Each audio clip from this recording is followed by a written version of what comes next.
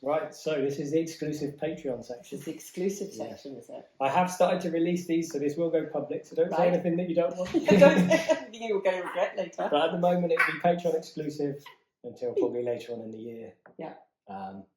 So, bonus questions. Bonus questions, I'm getting nervous now. What's the worst thing you've ever eaten?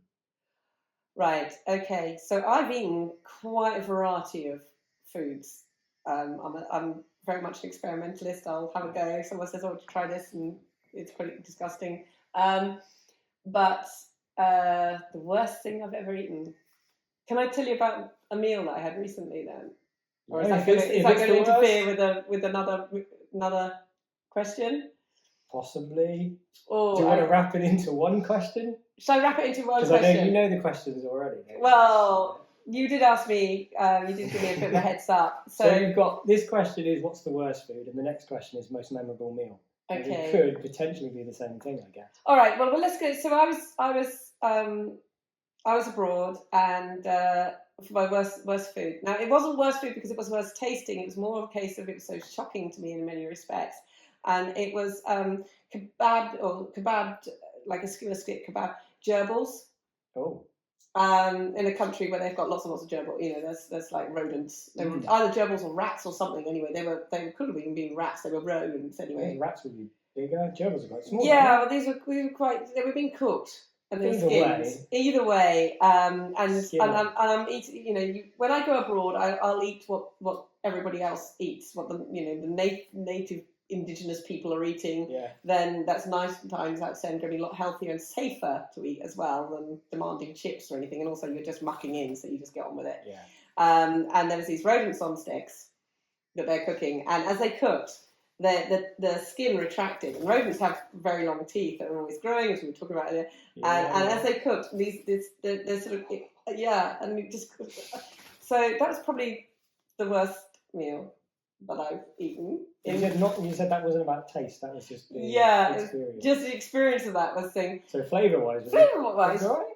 Yeah. I wouldn't make a habit of it, but yeah. Worst meal. So hang on, so that was going to be your most memorable, was it? No, I've got more memorable meal than that.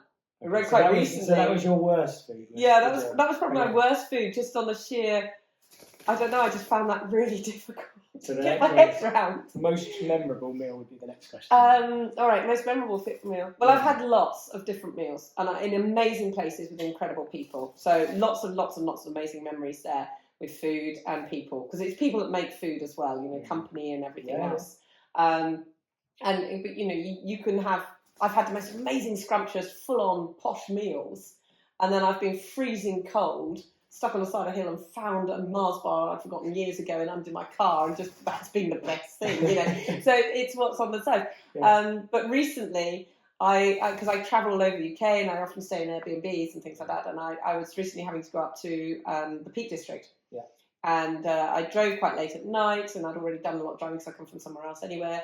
And I decided I was going to take my dog with me because I was going to be there for a week, and they'd got me in an Airbnb, all self-contained on a farm. And I said, "Is it okay if I bring the dog?" And they said, "Yeah, absolutely fine." So I was like, "Oh, I'd love to take my dog with me." So I set off, and you can get a certain coffee shop, drive-ins now at service stations. So, brilliant! That's great because I don't need to take, I can't leave the dog in the car, and I can't take the dog into the service station. So I'll have a couple of these coffees as I drive up. So what I didn't take on board was that you can't leave the dog in the car on its own, you can't go in the service station, and I had several coffees on my journey up, so you can imagine I got myself into a little bit of a state about that. I've learned a lesson now, do not drink in that scenario. Yeah. However, when I finally got to this place, it was really late at night, and I should have thought, I'll stop at a service, at a petrol station, have the dog parked in the car right by the window, and I could run in and get a few supplies. But it doesn't matter because whenever you go to an Airbnb, there's always tea, coffee. Yeah. There's normally a box of cereals or something there.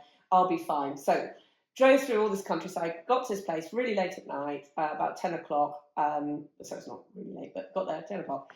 Went in, finally managed to go to the loo, and then sat down to find something to eat because I'm hungry. I haven't eaten for ages. And I went around the Airbnb, nothing. Not even a tea bag. And the only thing I'm a bit worried about where this is heading. The only thing was a bottle of Prosecco. And that's all that was in this Liquid food. Liquid food. So I thought, well, I can't drink a bottle of Prosecco, you know. So, well, about 20 minutes later, I'm sat on the sofa trying to get the TV to work with a pint of Prosecco, because there's only a pint glass there as well. So I've now got a pint of Prosecco. And I'm thinking, well, you know, I don't need to, because the first day there, I'm going to be assessing the stuff before I do the actual work the next day. So I thought, well, I'll be fine. I'll just have a sip of Prosecco. And then I'll have another sip of Prosecco. And of course, it's in a pint glass. So you're going, and then I was thinking, God, I'm really hungry.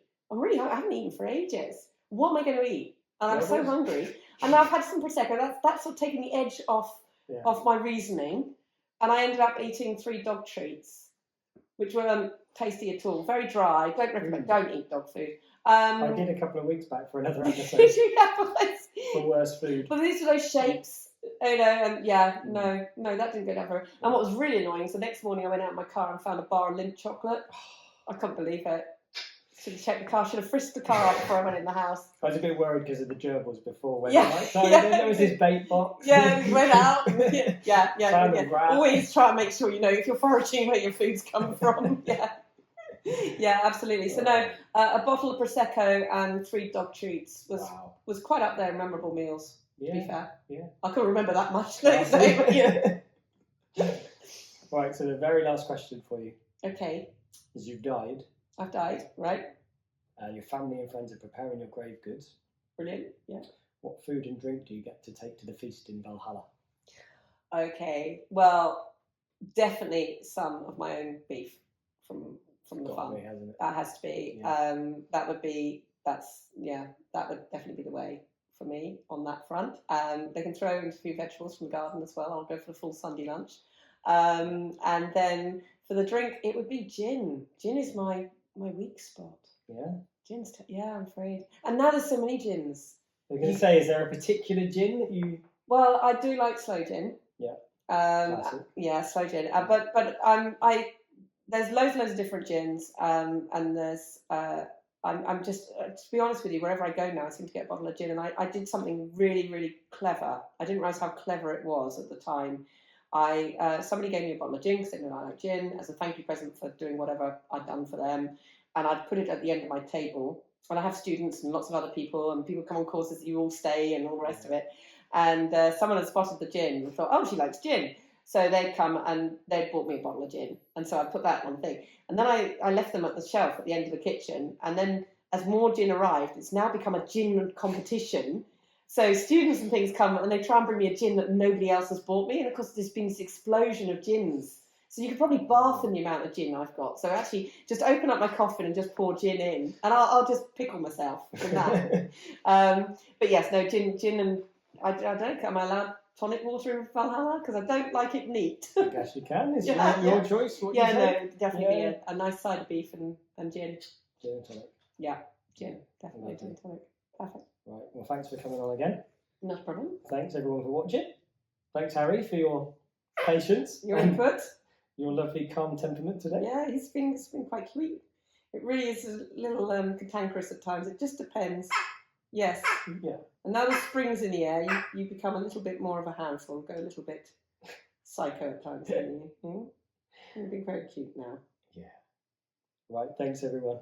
Bye-bye. Bye.